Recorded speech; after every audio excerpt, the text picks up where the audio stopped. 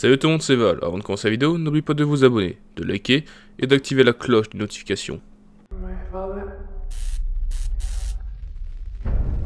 C'est l'histoire de Tristan.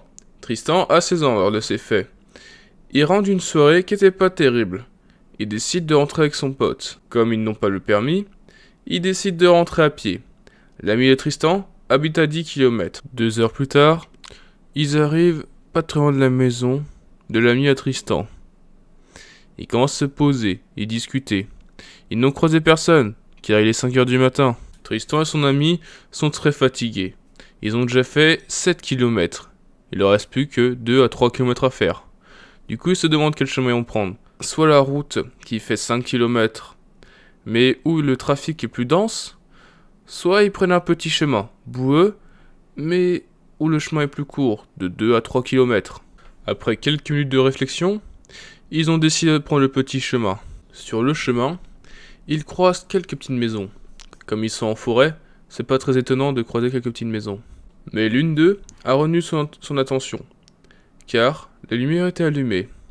On se rappelle bien, il était 5 heures du matin. Ils trouvaient ça bizarre, mais se disent que chacun fait sa vie, ils font ce qu'ils veulent. Ils ne voyaient pas très bien où ils marchaient, car la lumière de son téléphone ne donnait pas une grosse puissance, et du coup, il éclairait avec son écran de téléphone. Heureusement qu'il y avait la lune pour mieux les éclairer. Quelques mètres plus loin, ils entendent un bruit de moteur et vit des phares de voiture qui l'éclairaient dans le dos. Tristan commença à réfléchir et trouvait ça idiot que quelqu'un voudrait passer par ce chemin alors qu'il y a la route plus loin, surtout que ce chemin-là rejoint son village. Et après, il repense à la maison qu'il a vue, la maison qui était éclairée. Peut-être qu'il se dit que ce mec veut sa peau, quelque chose de ce genre. Bref, il ne comprend pas ce qui se passe. Après avoir vu que la voiture le suivait, il a commencé à sprinter. Heureusement pour lui, le chemin n'est pas du tout adapté pour les voitures. Du coup, la voiture prend beaucoup de temps à avancer. Quelques secondes plus tard, la voiture arrive à l'intersection et part direction du village. Heureusement pour Tristan, la voiture ne l'a pas vu.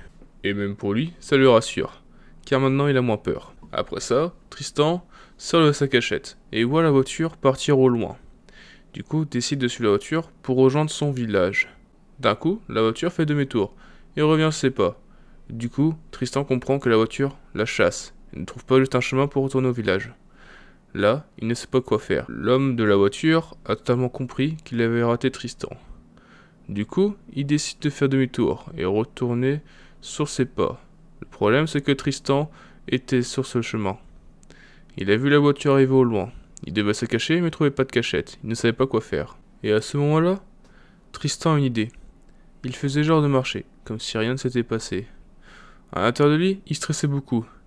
Mais il ne devait pas montrer qu'il stressait. Du coup, il continuait à marcher. À un moment, la voiture arrive à sa hauteur. Il décide de regarder à l'intérieur. Il ne voit rien. Heureusement pour lui, la voiture a continué sa route. Il ne s'est pas arrêté. Après que la voiture est passée, il décide de taper un gros sprint et de rentrer chez lui. Ce qui est sûr pour Tristan, c'est qu'il a bien flippé. Il ne comprend toujours pas qu'est-ce que voulait cet homme. S'il voulait le kidnapper, ou s'il pensait que c'était l'homme de la maison qui croyait que c'était un cambrioleur. Et il se pose la question, si c'était une fille, qu'est-ce qui serait passé? Serait-il fait violer ou autre chose?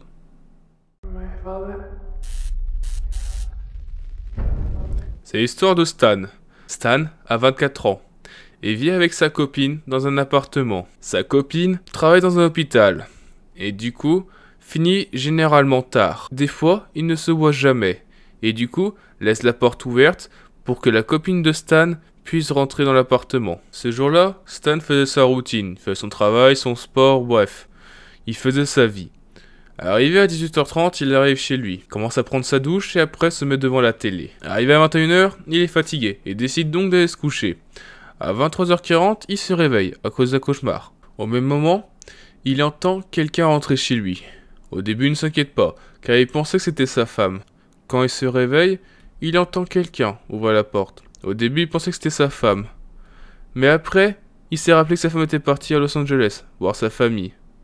Du coup, il a su que c'était quelqu'un qui voulait rentrer dans sa maison. Il a décidé de se lever, d'aller fermer sa porte de chambre à clé, a pris son téléphone et a envoyé un message à sa copine pour savoir comment se passait son voyage et a espéré que son voyage était annulé.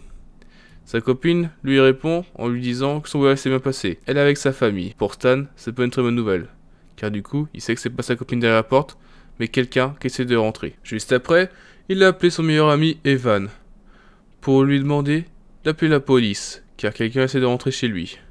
Au même moment, il entend l'homme rentrer chez lui. Après avoir accroché à Evan, il prit la lampe de sa chambre et attendit à côté de la porte, que si l'homme n'essayait pas de rentrer. Tout ce qu'il espérait, c'est que la police arrive le plus vite possible.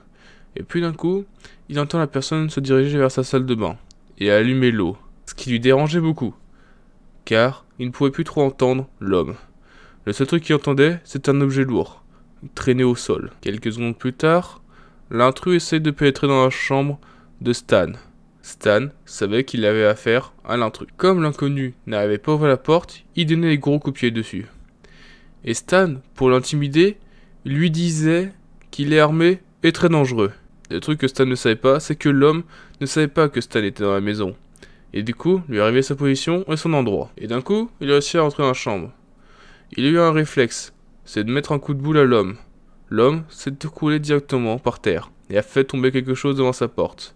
L'homme était grand, avec des cheveux longs. À peine le temps de bien voir le visage de l'homme, que l'homme se relève. Il commence à rigoler et dit à Stan, « Toi, je reviendrai pour toi. » Et a fui directement par la fenêtre. 30 secondes plus tard, la police est arrivée et a vu Stan au milieu de sa chambre, apeuré.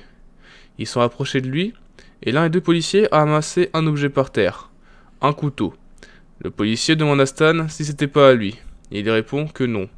Il a directement compris que la personne n'était pas là pour le cambrioler, mais pour le tuer. La police escorte Stan dehors, et en sortant, il voit que son appartement est saccagé. Quelques secondes plus tard, la police annonce à Stan qu'ils ont arrêté quelqu'un, et du coup Stan doit identifier, et voit que ce n'est pas du tout le même homme, car cet homme-là est chauve avec une barbe. Alors celui qui l'avait agressé était grand avec des cheveux longs.